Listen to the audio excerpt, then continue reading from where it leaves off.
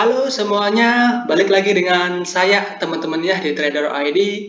Seperti biasa, hari ini kita akan membahas IHSG dan 6 saham. Dan sebelum kita lanjut ke pembahasan, disclaimer on dulu karena video ini bukanlah ajakan untuk membeli maupun menjual suatu saham tertentu. Ini murni adalah analisa saya pribadi. Jadi silakan untuk teman-teman analisa ulang kembali karena nanti baik keuntungan maupun kerugian itu balik ke resiko masing-masing. Oke, yang pertama IHSG, yaitu IHSG hari ini naik cukup tinggi ya, 2% lebih, ditutup di level 6874 dengan candle yang bisa dibilang cukup oke, ekornya cuma sedikit aja. Kemudian dari segi foreign hari ini ada net foreign buy sekitaran 400 miliar, jadi foreign juga akum teman-teman ya. Nah, yang menarik adalah dari segi transaksi ya, yang dimana volume transaksi hari ini mencapai 15 triliun ya, bisa dibilang itu lumayan besar dibandingkan dengan minggu-minggu sebelumnya yang hanya di sekitaran 9 sampai 11 triliun. Nah, kemudian kalau kita lihat secara teknikal, indeks itu hari ini ya, kalau nggak salah di OLT saya, indeks itu ada buat gap up di sekitaran 6.770-an ya. Kalau nggak salah indeks ada gap di sini. So kalau kita lihat IHSG, dia masih ada potensi untuk melanjutkan kenaikan ke sekitaran 6.900 sampai 7.000 ya. Habis itu maybe dia koreksi dulu, nutup gap, baru naik lagi teman-teman ya, maybe. But kalau kita lihat yang menopang indeks hari ini yaitu finance. Jadi kenaikan hari ini bisa dibilang valid, ada big money yang masuk ya. Jadi bisa dikatakan bottom dari IHSG itu udah kelihatan. Jadi kalau seandainya dia balik lagi ke areal ini, nutup gap di sini, maka teman-teman udah boleh agresif ya di situ. Oke, so itu untuk IHSG. Kemudian untuk saham yang pertama akan saya bahas hari ini yaitu BBRI. BBRI hari ini rebound 4% lebih, ditutup tepat di 4.300-an ya. Nah, BBRI itu rebound tepat di areal demand yang sebelumnya kita bahas. Dan kalau kita perhatikan BBRI ini, kita hapus dulu. Ini kita bisa hapus dulu. Nah, BBRI hari ini itu break dari pattern yang namanya double bottom, teman-teman. Ini bottom 1,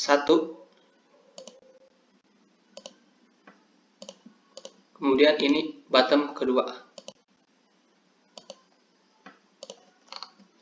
Dengan potensi kenaikan BBRI bisa ke sekitaran 4.400 ke resisten ini. Nah, so kalau seandainya buat teman-teman yang udah punya BBRI, bisa consider untuk hold, set trailing stop. Sorry teman-teman ya, saya habis minum Coca-Cola jadi agak bersendawa. Nah, untuk saat ini tradingnya, kalau seandainya dia koreksi, maka support ada di 4.200 sampai 4.150 ya. Itu untuk support berikutnya dari BBRI. Ini kita bisa hapus juga. Ini bisa dibilang udah fail ya, karena udah di break ke atas kembali. So ini untuk BBRI. Jadi kalau selama dia masih bertahan di atas 4.150, maka BBRI bisa dibilang masih oke dan ada chance untuk lanjut naik dan nutup gap di 4.860. Nah, itu untuk BBRI. Jadi so far BBRI per saat ini menarik untuk dikoleksi. Kemudian ada ESA. ESA hari ini pergerakannya juga cukup agresif ya, naik 11% lebih, ditutup di level 875 dengan peningkatan volume yang lumayan. Nah, ESA sebelumnya udah pernah kita bahas, yang dimana kita sarankan beli di 700, dan ESA hari ini dia juga break pattern double bottom. Nah, ESA ini lebih menarik daripada BBRI kalau dari view saya ya. Nah, kalau seandainya dia koreksi, manfaatkan untuk beli ESA di sekitaran 830 sampai 800 ya. Pakai 800. Oke, 830 sampai 800 itu adalah areal beli untuk ESA. Dengan harapan di sini dia membentuk pattern baru, teman-teman ya. Inverted head and shoulders.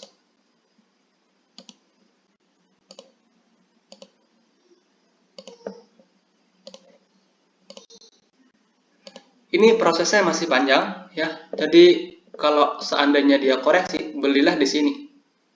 Di support ini di 830 sampai 800 dengan stop loss, teman-teman bisa set di bawah 800 untuk ESA, teman-teman ya. Jadi ESA ini menarik, volumenya hari ini oke. Kemudian yang berikutnya itu ada SCMA. SCMA itu masuk watchlist kita pas hari Minggu lalu, yang dimana kita sarankan beli ESA di box kuning ini ya, di range 216 sampai 200 kalau nggak salah ya. Dia close yang di 216. Dan buat teman-teman yang udah beli, saya recommended untuk hold SCMA ya, dengan target terdekat SCMA bisa ke sini, ke sekitaran 250. Nah, menurut saya pribadi, SCMA ini potensinya bagus, teman-temannya. Dia ada chance membentuk pattern double bottom. Ini bottom pertama, kemudian saat ini dia dalam proses pembuatan bottom kedua dengan neckline di 250. So, kalau seandainya SCMA mampu break dari 250 dan bertahan di atas itu, maka SCMA ada chance kembali ke atas 300. Nah, jadi menurut saya pribadi potensial banget buat SCMA. Jadi kalau teman-teman mau beli di harga sekarang, boleh nggak? Menurut saya boleh ya. Kalau kalian mau beli di harga sekarang, strateginya adalah beli setengah-setengah, teman-teman ya.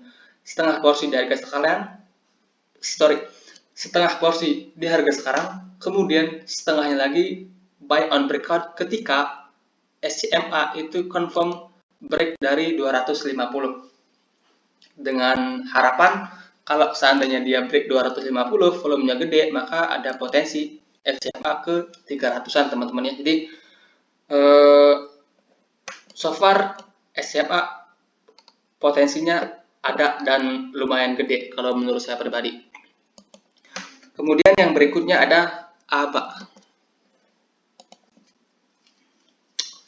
Nah, untuk ABA ini juga menarik, teman-teman. ABA ini juga menarik. Terakhir kali saya bahas ABA di sini pada tanggal 15 Juli 2022, kalau nggak salah pas Jumat lalu ya.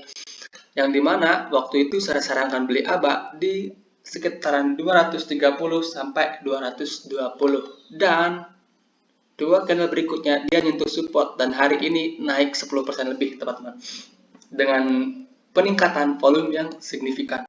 Candlenya oke juga. Jadi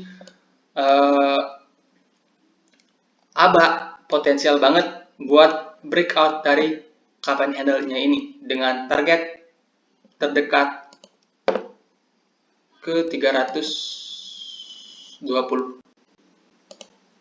300 dulu deh. Ya, jadi ABA ini potensinya ada, teman-teman ya. Jadi buat teman-teman yang sebelumnya udah beli di range 230 sampai 220,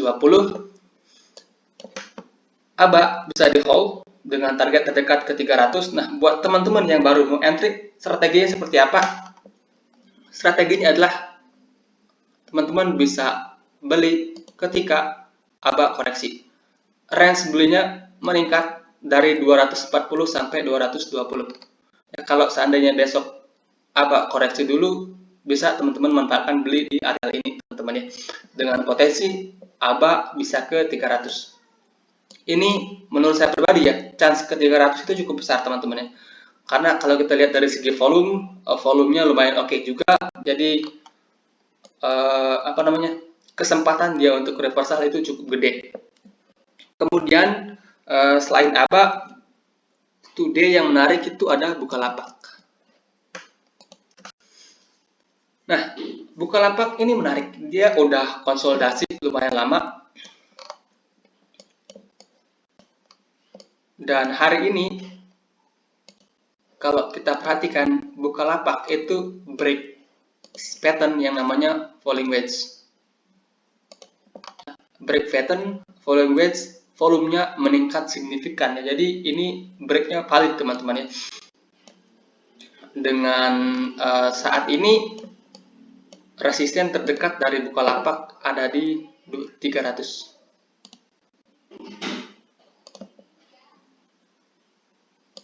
Dengan support di sini teman-teman, di gap sekitaran 270 sampai 280. Nah, ini Bukalapak menarik. Kalau seandainya dia koreksi di area ini ya, itu menarik buat dikoleksi. Sorry teman-teman ya.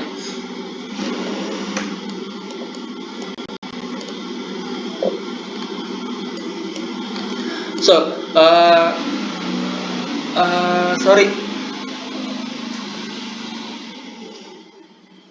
Nah, jadi ya untuk Bukalapak ini hari ini dia naik break resisten dengan gap. Ini namanya breakaway gap teman-teman ya, breakaway gap. Jadi kalau seandainya di sisa minggu ini dia koreksi di sekitaran 270 sampai 276 sampai 270, itu teman-teman bisa manfaatkan untuk koleksi Bukalapak ya. Dengan target kenaikan Bukalapak bisa nutup gap yang gede ini di sekitaran 350. Jadi menurut saya pribadi ya, ini Bukalapak potensinya ada dan lumayan gede juga, karena Bukalapak sudah sideways cukup lama dan maybe udah saatnya dia untuk rebound teman-teman ya. Oke, so itu untuk Bukalapak. Kemudian yang terakhir itu ada MPPA.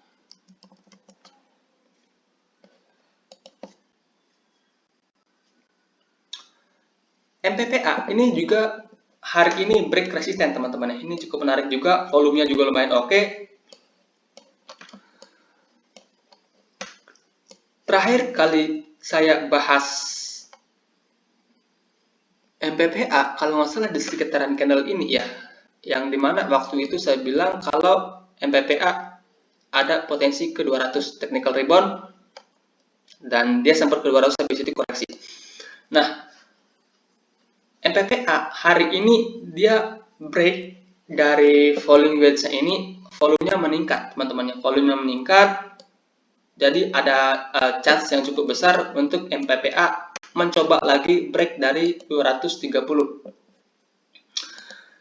Saat ini strateginya seperti apa? Strateginya adalah manfaatkan buy on weakness kalau seandainya dia koreksi. Koreksi sampai mana? Sampai 200.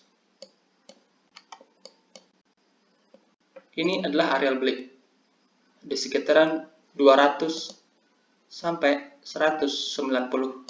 Dengan stop loss teman-teman bisa set di 188 atau 187 ya. So ini box kuning adalah area beli, target di 230. Jadi kalau teman-teman tertarik bisa manfaatkan untuk trading beli MPPA. Jadi itu ya, itu beberapa saham yang menurut saya cukup menarik dan ada potensi yang cukup besar untuk saham-saham tersebut kembali melanjutkan kenaikan.